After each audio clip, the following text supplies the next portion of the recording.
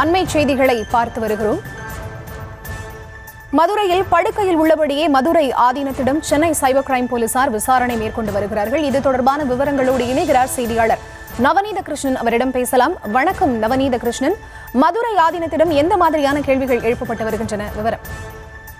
அதாவது சென்னையில் நடைபெறக்கூடிய சைவ சமய மாநாட்டில் கலந்து கொள்வதற்காக மதுரையிலிருந்து கிளம்பிய ஆதீனம் அவர்களுடைய வாகனம் மீது அடையாளம் காண முடியாத வாகனம் மோதியதாகவும் தன்னை கொல்ல சதி நடப்பதாகவும் பொதுவெளியிலே மதுரையை சேர்ந்த ஆதீனம் அவர்கள் பேசியதாக குற்றம் சாட்டப்பட்ட நிலையிலே சென்னையிலிருந்து தற்போது குற்றப்பிரிவு சைபர் கிரைம் போலீசாரானது விசாரணை மேற்கொண்டு வருகிறார்கள். குறிப்பாக மதுரை ஆதீனம் தனக்கு உடல்நிலை சரியில்லை என்றும் சமீபத்தில் தான் மருத்துவருடைய அணுகிய நிலையிலே தனக்கு ஒரு உதவியாளரை வைத்துக் கொள்ளட்டுமா, அதுவும் மதுரை ஆதீன மடத்தில் இருக்கக்கூடிய நபரைவே உதவியாளராக வைத்துக் கொள்ளட்டுமா என்று கேட்ட நிலையிலே உதவியாளர்கள் யாரும் தேவையில்லை, நீங்க படுத்த நிலையிலே, அதாவது உடல்நிலை சரியில்லை என்பதால் ஆதீன மடத்தில் இருக்கக்கூடிய அந்த பகுதியில் அவர் படுத்த நிலையிலே இருந்து கொண்டு நாங்கள் விசாரணை மேற்கொண்டு கொள்கிறோம் என்று சொன்ன நிலையிலே அங்கே இருந்த பிற, அதாவது பாஜகவுடைய வழக்கறிஞர்கள் மற்றும் நிர்வாகிகள் அனைவரையுமே விசாரணையின் போது யாரும் இருக்கக்கூடாது என்று சொல்லி அவர்கள் அனைவரையுமே வெளியில் அனுப்பிவிட்டார்கள். சுமார் அரை மணி நேரத்திற்கு மேலாக இந்த விசாரணையானது நடைபெற்று வருகிறது. குறிப்பாக பார்த்தோம்னால் இந்த விசாரணையின் போது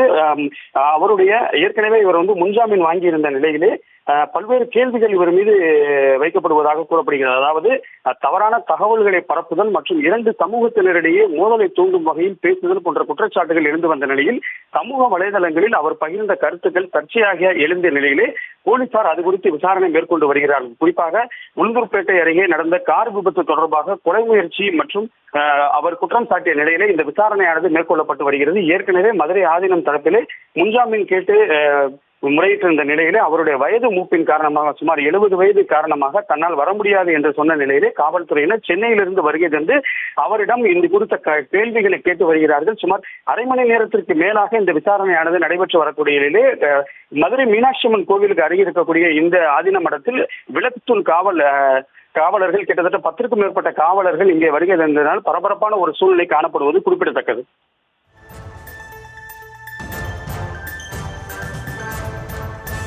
விவரங்களை வழங்கியமைக்கு நன்றி நவநீத கிருஷ்ணன்.